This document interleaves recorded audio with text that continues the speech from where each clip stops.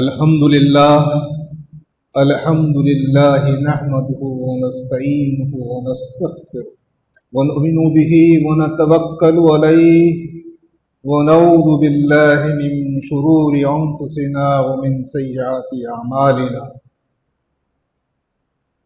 من يهده الله فلا مضل له ومن يضلله فلا هادي له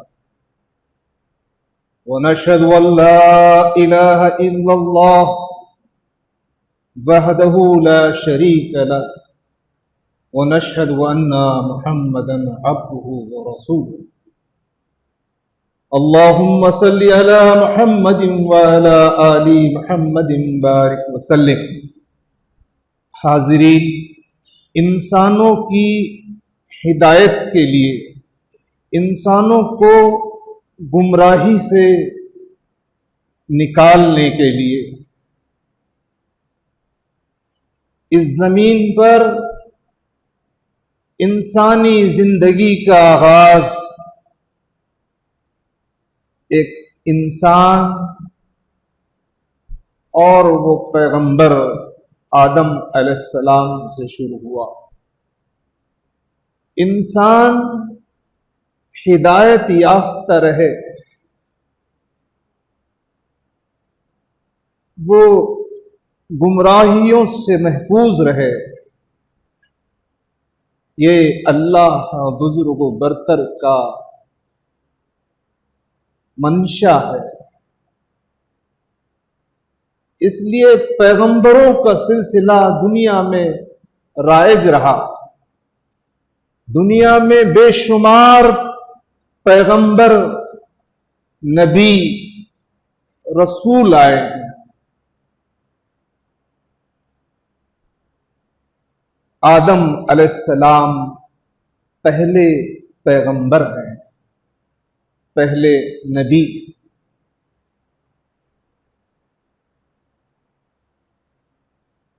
دنیا میں جتنے پیغمبر آئے،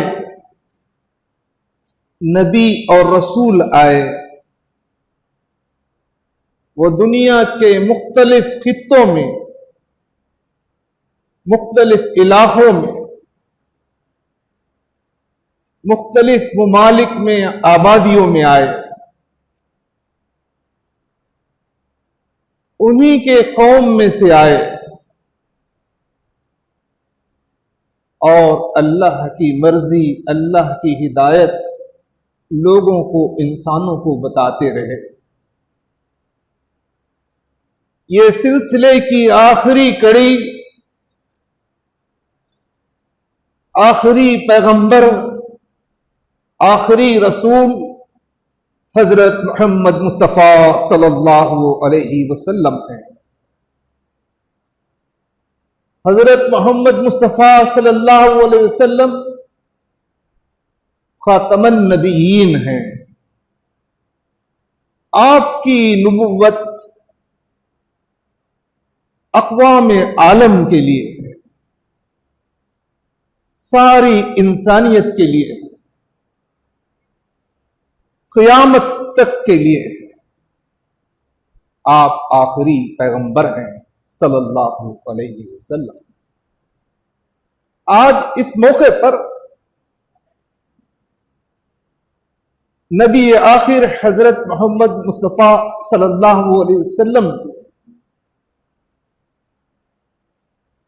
لائے ہوئے مشن اور ان کے کارنامے کے چند پہلوؤں پر یہاں بیان ہوگا۔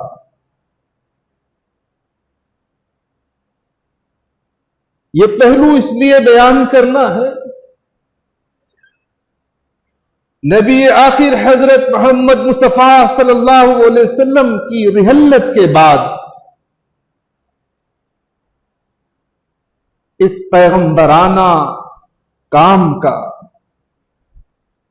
اس پیغمبرانہ مشن کا، ان انبیائی ہدایات کے مطابق انسانوں کی رہنمائی کا یہ کام امت مسلمہ کو انجام دینا ہے۔ نبی رحمت صلی اللہ علیہ وسلم کا، آپ کی سیرت کا ایک نمایاں پہلو یہ ہے کہ تمام انسانوں کو توحید کی دعوت دی، ایک اللہ کی بندگی کی دعوت دی۔ خالق ارض و سما، اس زمین اور آسمان کا خالق، مالک، پروردگار کون ہے، اس کا تعارف پیش کیا۔ انسانوں کو اپنے پیدا کرنے والے سے جوڑا،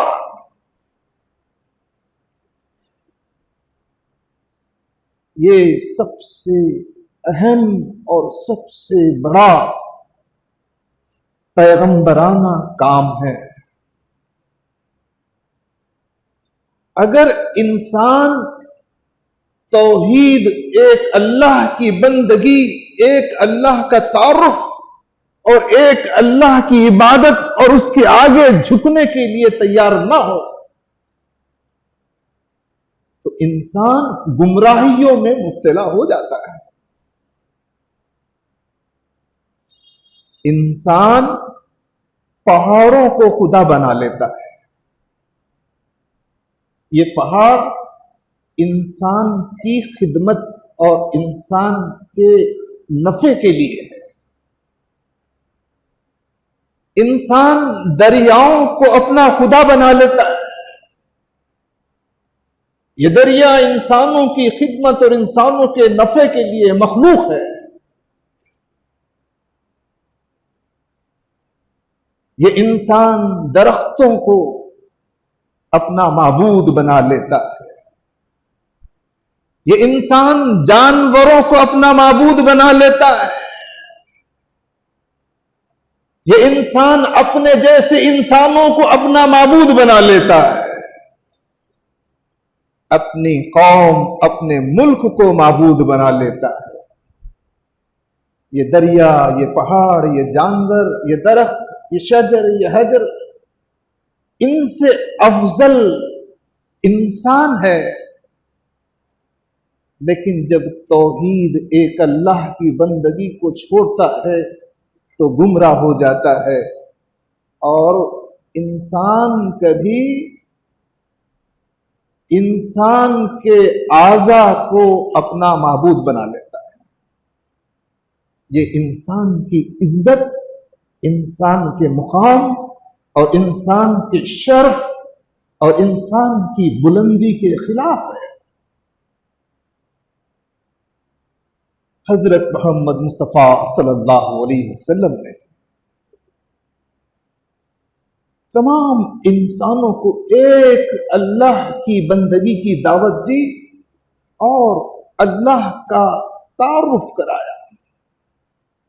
حضرت محمد صلی اللہ علیہ وسلم کا ہر قول، حضرت محمد صلی اللہ علیہ وسلم کی ہر بات صرف قول اور صرف بات نہیں ہے، اللہ کے رسول کے ہر قول کے پیچھے اللہ کے رسول کا عمل پوشیدہ ہے۔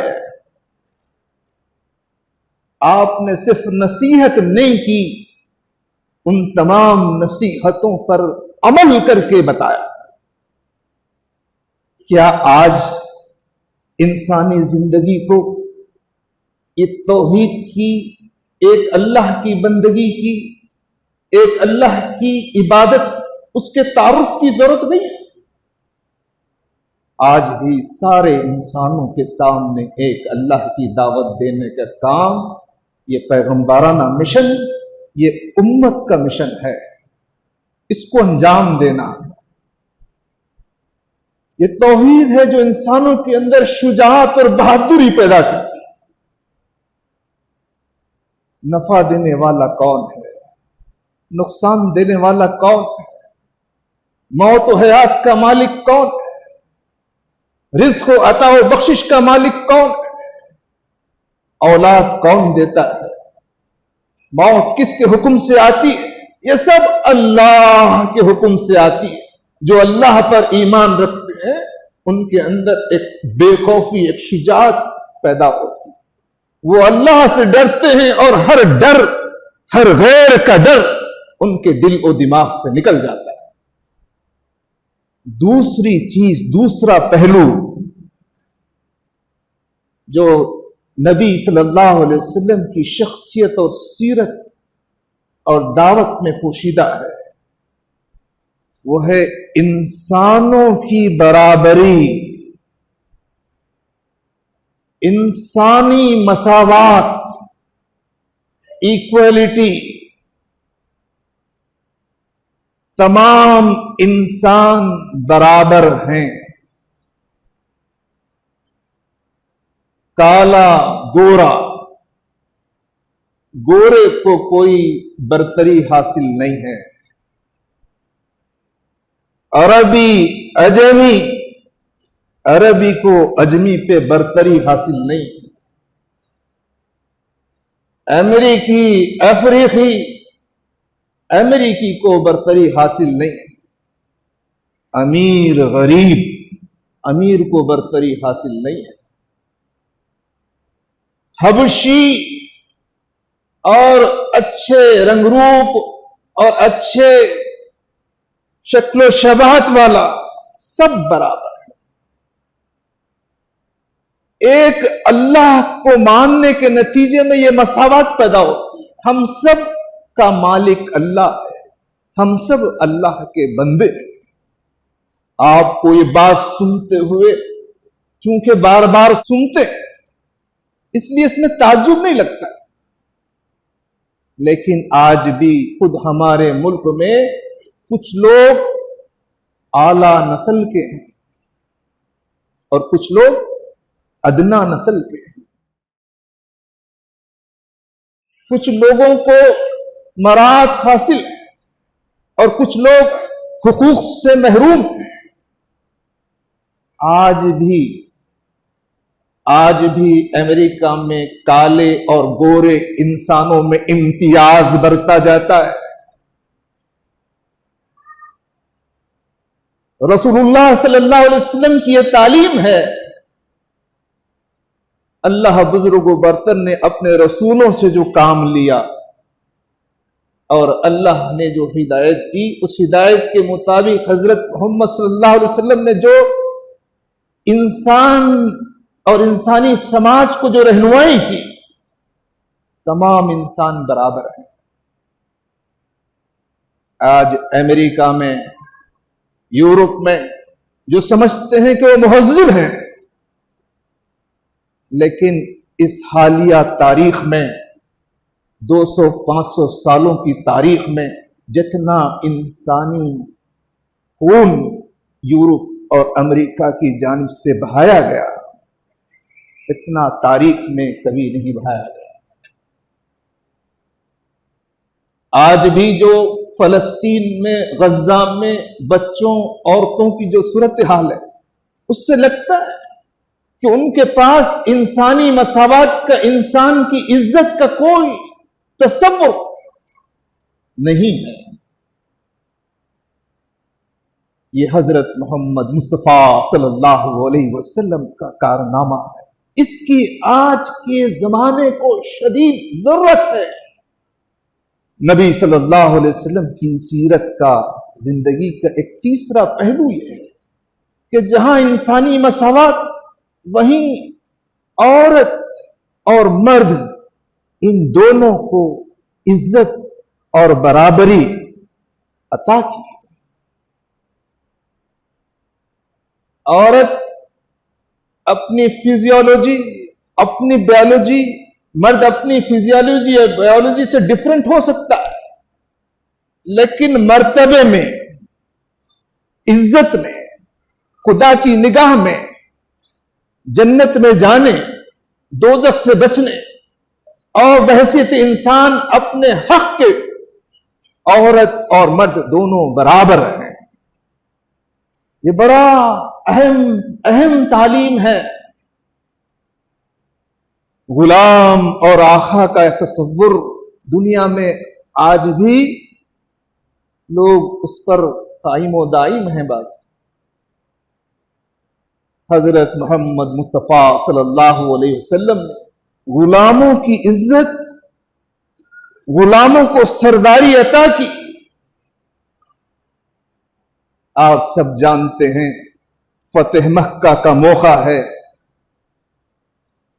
اور سارا عرب مکے کی طرف دیکھ رہا ہے. جو کفار اور جو مشرکین ہیں وہ سرنگوں ہیں. اور اس موقع پر جب اللہ کے رسول نے کعبۃ اللہ کے قریب جمع صحابہ کے درمیان میں، سب کی خواہش رہی ہوگی کہ ہمیں اذان دینے کا موقع ملے. حبش کے بلال کو اللہ کے رسول نے کعبے پر چڑھ کر اذان دینے کی عزت عطا کی.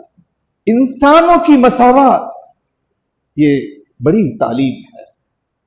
چوتھا پہلو یہ ہے کہ اللہ کے رسول صلی اللہ علیہ وسلم نے لوگوں کے مزاج میں عقل کے استعمال کی ترغیب دی. لوگوں کو کہا کہ اپنے دماغ کو استعمال کرو، اپنی عقل کو استعمال کرو. ایک موقع پر جب نبی صلی اللہ علیہ وسلم کے صاحبزادے بچپن ہی میں انتقال ہوا حضرت ابراہیم کا، اتفاق سے اس دن سورج گرہن ہو گیا. بہت سے لوگوں نے یہ سمجھا کہ ابراہیم کے انتقال کے غم میں سورج گرہن ہو گیا ہے. رسول اللہ نے سب کو جمع کیا اور جمع کر کے بتایا کہ یہ سورج گرہن کا ہونا کسی کی پیدائش یا کسی کے انتقال سے اس کا تعلق نہیں ہے. اس زمانے میں جو سوچ تھی وہ اتنے علوم نہیں تھے. انہیں بتایا عقل کا استعمال، سائنسی نجات، کریٹیکل تھنکنگ. اللہ کے رسول نے علم کی تحقیق کی ہمت ترغیب دی. لوگوں کو تعلیم حاصل کرنا سکھایا. وہ مشہور کلمہ جس کو بعض لوگ حدیث بھی بیان کرتے ہیں، وہ سند کے اعتبار سے اس کا مقام کیا ہے وہ اہل علم بتائیں، لیکن اس میں جو مفہوم ہے کہ اگر تمہیں علم حاصل کرنا ہو تو چین بھی جا کر علم حاصل کرو. اس وقت عرب کے معاشرے میں بیان علم اور تحقیق اور عقل، یہ سب ایک سائنس کی، آج جو سائنسی ترقی ہے اس سائنسی ترقی کی بنیاد بھی اس فکر پہ ہے کہ تم اپنی عقل کا استعمال کرو. یہ نبی صلی اللہ علیہ وسلم کی تعلیمات کا اور ان کی رہنمائی کا نتیجہ ہے. نبی صلی اللہ علیہ وسلم کی شخصیت کا، سیرت کا، مشن کا، کارنامے کا ایک اہم پہلو یہ ہے کہ اللہ کے رسول نے دین اور دنیا کی تقسیم کو ختم کیا. پہلے زمانے میں اور آج بھی جو گمراہ لوگ ہیں ان کے پاس اللہ سے قریب ہونے کے لیے جسم کو تکلیف دینا ضروری ہے، اپنے دوستوں سے، رشتہ داروں سے، خاندان سے الگ ہونا ضروری ہے، دنیا سے تعلق کو توڑنا ضروری ہے. حضرت محمد مصطفیٰ صلی اللہ علیہ وسلم نے یہ بتایا کہ دین الگ اور دنیا الگ نہیں ہے. اس دنیا کو اللہ کی دی ہوئی ہدایت کے مطابق گزارنا ہی دین ہے. اس کے لیے نہ رشتہ داروں سے، نہ دوستوں سے، نہ بازار سے، نہ کاروبار سے الگ ہونا ضروری نہیں ہے. اللہ کی ہدایت کے مطابق دنیا کو گزارنا، یہ دینداری ہے۔ دین اور دنیا کے اس رشتے کو جوڑا۔ نبی صلی اللہ علیہ وسلم کی سیرت کا ایک اہم پہلو یہ ہے کہ اللہ کے رسول صلی اللہ علیہ وسلم کے زمانے میں نہ کوئی یونیورسٹی تھی، نہ کوئی کالج تھے، نہ کوئی مینجمنٹ کے تھے، نہ فوجی تربیت کے تھے، لیکن اللہ کے رسول نے بڑی بڑی شخصیتوں کو دنیا کے سامنے پیش کیا۔ کسی کو آج دنیا فاتح مصر کہتی ہے، کسی کو دنیا آج فاتح شام کہتی ہے، کسی کو آج دنیا سب سے بڑا حکمران اس زمانے کا، موجودہ زمانے کا، اتنے رقبے پر اس کی حکمرانی حضرت عمر کو جانتی ہے۔ مفسر، محقق، اسکالر، دانشور، قاضی، عرب کے اس معاشرے میں بغیر کسی یونیورسٹی کے تعلیم اور تربیت سے اتنی بڑی بڑی شخصیتوں کی تعمیر۔ محققین نے لکھا کہ یہ نرسری ہے، نرسری آف ہیروز، یہ بہادروں کو، بڑی بڑی شخصیتوں کی تیاری کی نرسری ہے۔ یہ تبدیلیاں حضرت محمد مصطفیٰ صلی اللہ علیہ وسلم کے ذریعے سے آئی۔ آج ہم کو اللہ کے رسول سے اپنی محبت کو ظاہر کرنا ہے۔ جس کے سینے میں، جس کے دل و دماغ میں رسول اللہ سے محبت نہیں ہے، اس کا سینہ بہت خالی ہے۔ ہم تو اہل ایمان ہیں۔ دنیا میں ہر وہ انسان جس نے اللہ کے رسول کی سیرت کو پڑھا، تاریخ کو سمجھا، اس کا سر نبی صلی اللہ علیہ وسلم کی عظمت کی آگے جھک جاتا ہے۔ ہم تو صاحب ایمان لوگ ہیں۔ اللہ کے رسول سے محبت یہ ایمان کی دلیل ہے۔ جس کے سینے میں اللہ کے رسول سے محبت نہیں ہے، اس کا سینہ ایمان سے خالی ہے۔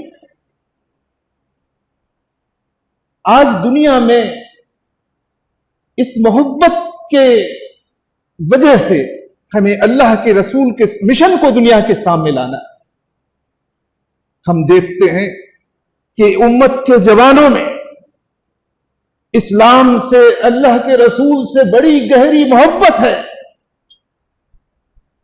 اور یہ محبت کے مظاہر ہے جو ہم بازار میں دیکھتے ہیں۔ لیکن ان محبت کے مظاہر پر اللہ کے رسول کی تعلیمات کی چھاپ ہونا چاہیے۔ محبت کا اظہار بھی اللہ کے رسول کی تعلیمات کے مطابق ہونا چاہیے۔ یا محبت کے اظہار کا جلسہ ہو یا جلوس ہو، وہ اللہ کے رسول کے اس مشن کو پھیلانے کا، اس کو عام کرنے کا ذریعہ بننا چاہیے۔ ایسی محبت اور ایسا مظاہرہ جو اللہ کے رسول کی تعلیمات کے برعکس ہو، یہ محبت، جذبہ محبت صحیح ہے، لیکن اس جذبہ محبت کو محمد صلی اللہ علیہ وسلم کی تعلیمات کی لگام کی ضرورت ہے۔ اور آج ملک میں جو قوم پرستی کا اور شرک بت پرستی کا، جہاں انسان کو، جانوروں کو، مخلوق کو خدا بنانے کا رواج ہے، آج اللہ کی بندگی کی دعوت ایک اللہ کی طرف بلانا، یہ مشن کو اختیار کرنے کی ضرورت ہے۔ اگر یہ ہم مشن اختیار کریں گے تو جو رسول اللہ سے ہمارا تعلق ہے، جو رسول اللہ سے ہماری محبت ہے، جو رسول اللہ صلی اللہ علیہ وسلم پر ہمارا ایمان ہے، اس ایمان کی گرمی، اس ایمان کا اظہار اور اس ایمان کے تقاضوں کی تکمیل ہوگی۔ آج ملک میں رسول اللہ صلی اللہ علیہ وسلم سے گہری محبت اور نبی صلی اللہ علیہ وسلم کی تعلیمات کے اظہار کی شدید ضرورت ہے، اس کی طرف بلانے کی شدید ضرورت ہے۔ اور یہ جو ہمارا ملک ہے اور اس میں جو بسنے والے انسان ہیں، یہ سب پیاسے ہیں، یہ سب ضرورت مند ہیں، حاجت مند ہیں۔ ان کے دل اور دماغ میں کوئی مثبت بات نہیں ہے، کوئی صحیح فکر نہیں ہے، کوئی صحیح راستہ نہیں ہے، گمراہی کا شکار ہے۔ ہدایت کی دولت، صراط مستقیم، محمد صلی اللہ علیہ وسلم کی تعلیمات ہیں۔ آج ملک کو، ملک کے سماج کو اس کی بڑی ضرورت ہے، اس تک پہنچانے کی ہمیں فکر کرنا چاہیے۔ اللہ تعالیٰ اس کام میں ہمیں لگنے کی توفیق عطا فرمائے۔ بارک اللہ لنا ولکم فی القرآن العظیم، واستغفر اللہ لی ولکم ولسائر المسلمین، انہ تعالی جواد کریم ملک بر رؤوف رحیم۔